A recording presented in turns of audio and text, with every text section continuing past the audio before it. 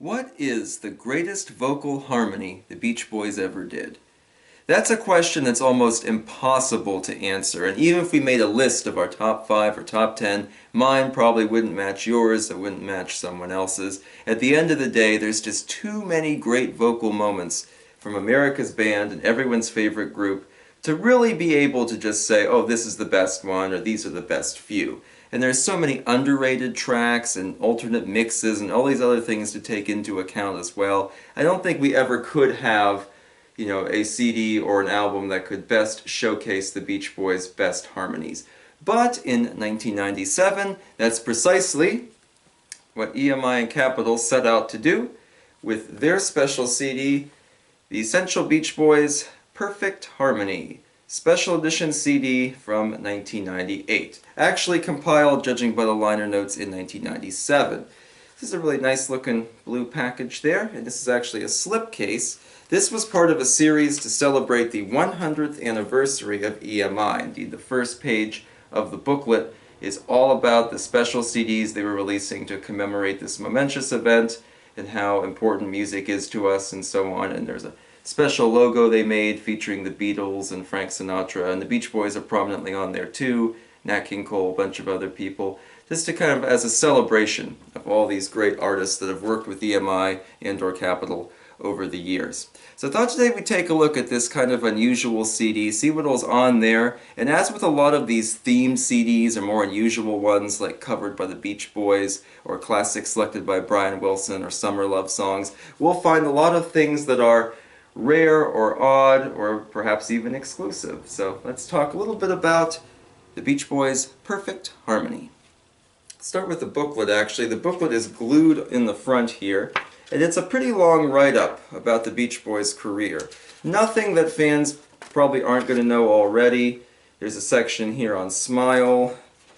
Each song that's on this CD, which we'll get to in a second, has a little write-up. I will say Dennis Deichen, who wrote this in the summer of 1997, is pretty honest, talking about there were albums that weren't well received, that there were things that experiments that didn't work out, that kind of stuff. So at least it's not all gushy fan stuff, or it's not like that Sunkist promotional book where it's kind of playing fast and loose with history. Pretty honest, pretty direct, and the CD carries a dedication to Carl Wilson. So pretty neat. You can get some photos in there too. Here's the dark blue CD. I do like the blue on blue color combo there. On the back, Paradise Cove. David Marks doesn't get a whole lot of mentions or anything in here, so it's kind of nice that they included at least a photo with him. And here's the front. This was apparently part of a series called EMI's 100 or Capitol's 100 for 100 years of music. I don't have any of the other volumes in here, unfortunately, so I can't compare and contrast with any of them, but still nice stuff.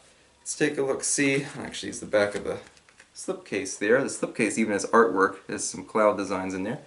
So on this, we start off with The Warmth of the Sun. That's a good place to start. A lot of great harmonies there.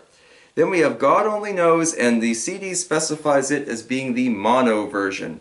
So the year prior, or 2 years if you bought this in 1998, we had the first big Pet Sounds set. This is the 2016 reissue, but the original 1996 Pet Sounds Sessions box set, and that had the whole album in mono and stereo, plus a lot of bonus goodies. So here, and even in the liner notes in this, it mentions that that mono mix was flown over from that Pet Sounds box set. Then we have Hushabye Vocals Only, and this is basically exclusive to this set. You might remember in my jumbo video on the Good Vibrations 1993 box set, we talked about this last disc, and this disc had several songs that were done in kind of like a two-channel mix where all the vocals are on one channel and all the instrumental is on the other, and you can adjust the balance as needed, and you can get all vocals or all instruments or any combination thereof. This is an interesting idea. It never really caught on, and this set's really the only one that makes extensive use of it. This is a problem if you don't know how to adjust the balance, or you can't adjust the balance on the device you're using. I could see where that would be a problem, and a lot of the novelty kind of wears off. And I could see people, maybe not being sure which one to use. At least with this, while the song is playing, you can adjust them. But this CD takes the version of Hushabye and turns the instruments almost all the way down. You can still hear them on this disc versus on here where you can eliminate them pretty much entirely. But you can still hear just a little bit. This is maybe like the second to lowest setting, and the vocals come through the most. Their cover of Hushabye is a beautiful one, and probably one of the biggest fan favorite covers. So it's nice to have it here in this vocals only form, and again, if you don't have this disc, this is the only place you could find that. So pretty nifty stuff. We'll come back to this CD here too in a little bit. After Hushabye, we have the same deal with When I Grow Up to Be a Man. That is also on this disc, again in the way you can toggle between all music, all instruments, or things in between. But we also have the a cappella version of When I Grow Up to Be a Man on 2014's Keep an Eye on Summer digital set, which I have a whole video on that too. So it's nice that we have something that isn't strictly exclusive to this, that you can find that here. Interestingly, although Hushabye is present on this digital release, they actually released the instrumental and backing vocal version, so the a cappella is not there. So that's pretty interesting to get a couple of those vocals only versions. Then we have Wouldn't It Be Nice vocals only. You can find that on Pet Sounds box sets, either the 1996 or 2016 ones. You can also find it on here, as Wouldn't It Be Nice was another song that had that arrangement, that two-channel mixing bit there. So far, 3 a cappellas that you could have elsewhere, or maybe not. Alright, after that we have Surfer Girl, and the back of the box specifies version 2, but it doesn't quite explain what that is. Now I thought at first this might use one of the alternate mixes of Surfer Girl they were pushing in the late 90s for releases like Endless Harmony Soundtrack. This one tries that two-channel mixing as well. It's not quite as noticeable as it is, and there's not as much you can do with it as on this CD. And they also released an a cappella on the reissue. But this Perfect Harmony CD doesn't include either of those. This is just the regular Surfer Girl from the album. So maybe by version 2 they mean the officially released version, like on the single, and not the early one you can find on sets like Becoming the Beach Boys, kind of the one that's taken more from the 50s, kind of a doo-woppy kind of vocal. Well, not really, but it's a different arrangement of the song. But this is just the regular Surfer Girl. Not exactly sure what they're driving at with version 2.